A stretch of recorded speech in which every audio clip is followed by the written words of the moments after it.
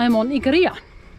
I arrived at 6:30 in the harbour, and now I'm walking up. I have a couple of hours to find a camp spot, and my instinct is to go up. Anyway, it's a fantastic quiet place. Absolutely love it. The whole atmosphere seems peaceful, benign. Yeah, I'm not afraid for tonight. I don't think anyone will come and do any harm to me. Just get away from people a little bit. There's not even much traffic here. So I already came up a little bit. Here you go. This is ICARIA.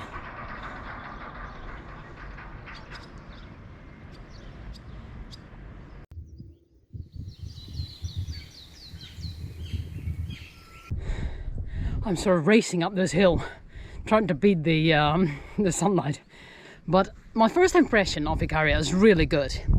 It is so quiet here that it feels like coming home, although I've never been here. But it's not the place that I come home to, it's sort of the time. It is like going back in time. Time just completely slows down here. I don't think anything has changed in the last 100 years. And I think the whole world would have been like this once upon a time. Maybe 100 years ago or so. Before they invented machines. Us, humans. The whole world has become so noisy. So you either have to go and live in the wilderness far away, or you come to an island like this and you go back in time. There's hardly anyone here. I'm on a dirt road here. Hasn't seen many vehicles. And yeah, anywhere will be okay for me to camp, I think. But I have just spotted some trees. I always like to camp near trees. And yeah, I'm feeling very optimistic. Of course I'm gonna find something. A nice spot, nice flat spot. Here, have a look at this. Doesn't this look absolutely brilliant? Here. You see that? Those trees. Unfortunately, I can't zoom in, but this is looking very good to me. What is this? Some rocks. I don't think anyone is living there. Down below there is. I'm quite alone here. A little bit of cloud wrapped around at the top of the mountains. Yeah, looking good.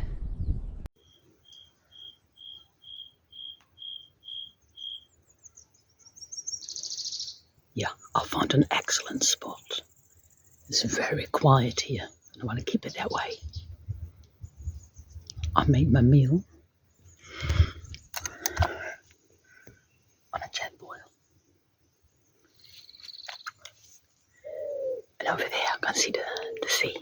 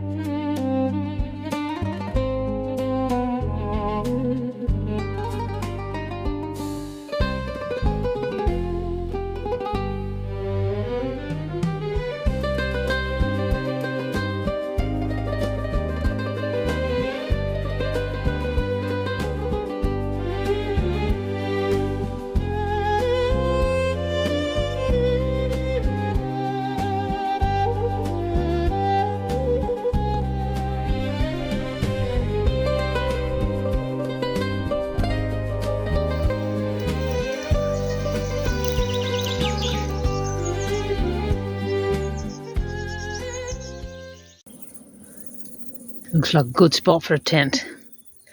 At least I can see there's no snakes in there.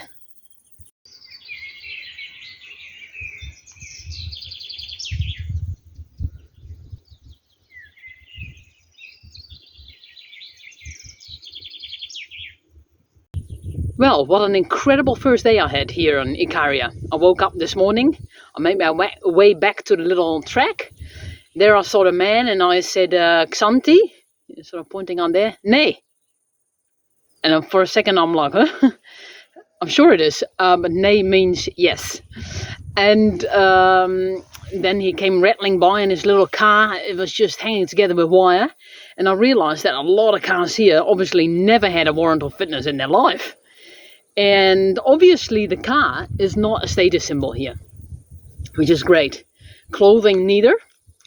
And so, yeah, I don't know what the status symbol is. There must be something. Maybe the age, because Ikaria is famous for the blue zone.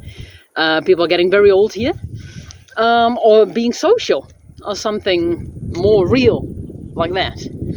And yeah, so I hitchhiked all the way to the east, the north part of the east side, and I got a lot of nice people I met along the way. It was quite funny. I stopped for a little rest, had a little bit to drink in a beautiful little village, and I saw a man sort of waving, not to me, but he went to some friends in a shop. The man was about 40 or so, and he literally hopped and skipped like dancing, as though he had won the lottery. And I found that more often here, so jubilant. I also hitchhiked with a man, and my driver sort of, the window down, he waved to another car coming our way. And the man not only waved back, but he went like, woo! And I was laughing. And my driver said, oh, he was the doctor. So, yeah, it just seemed to be extremely happy people. And just super cheerful. Happy to be alive, sort of thing. A lot of the people act as though this is the last day in school, like, yeah, we're getting out. So, yeah, so far, a very, very good impression. Now, this afternoon, I hitchhiked over the mountain, and now I'm on the south side, and wow, this is wild. And I saw on the map some caves in that, and I went up and up and up, and I feel like I'm on the west coast of New Zealand. There's so many goats. You hear meh, meh, all the time. It's like I'm feeling so at home here. And not only that, you also hear, pfft. This is like the warning. This is when the goat sees me, which means they're very close by. Once I videoed it, I show it now, of two goats walking near an old house that was abandoned. A lot of these houses here are anti-pirates. And I read this online. It means that some 400 years ago, were a lot of pirates from all over the world, from West Europe, from the Ottomans, from Ottoman Empire, from North Africa. And they were like making a living pirating. So they come along the coast, and if they see a house, I guess they try to find a way in and then come and steal everything in your house, I imagine. And so what they did is to build houses that are not visible from the sea. So no chimney, no smoke, no gardens, no dogs. And there's still no dogs here, no street dogs anyway. And yeah, you have a lot of those sort of anti-pirates houses, they call it. Yeah, so I had a fantastic day, and I looked around in all those caves because I tried to find one to sleep in, because my aim is to go wild camping and sleep in fantastic spots every night. And daytime I walk or hitchhike around. So I found a little spot next to a big stone to put a tent, because I saw 6 snakes today. They were as thick as my wrist. Sort of red brownish color and like a thick skin. It's amazing how every stick then suddenly turns into a snake, you become very aware. And I've never seen so many snakes in my life, not even in Australia, that is so known for snakes. But I heard that there's no dangerous snakes on Ikaria, so that's good. Nevertheless, I'll make sure there's no snake nearby when I'm going to camp and I'm going to pitch my tent, just to be sure that a snake doesn't slither in my sleeping bag tonight.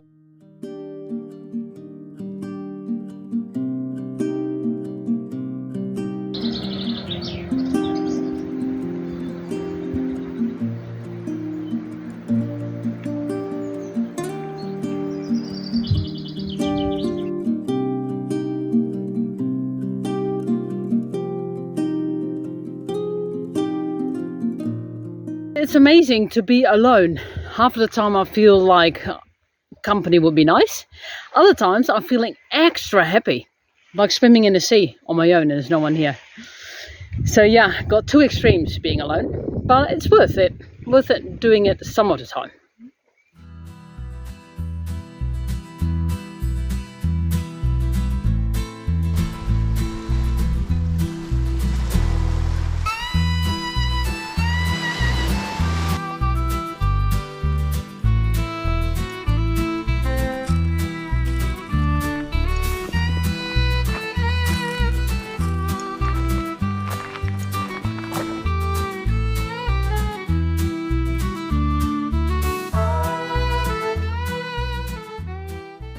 The sun is very strong, so I'll put some sunscreen on. It looks ridiculous, but it's effective with that zinc. It's a brilliant day, and I'm near the sea, and I'm in the sun a lot, and sea starting to burn a little bit. Anyway, I ran out of tea, and I was wondering whether I should buy tea. The prices here are double on the mainland. Luckily, I brought a lot of food, all my food in fact, on the mainland. So my pack was super heavy in the beginning of the week, but it's getting lighter. And look at this. The solution has presented itself. Rosemary. I'm gonna pick a small bag just with the tips. Just this. There will be fantastic tea, very tasty and very medicinal. It's been years since I had rosemary tea. Very, very nice. I'm super happy. So yeah, that's another version of give luck a chance. Before you buy something, give luck a chance. You might just find it.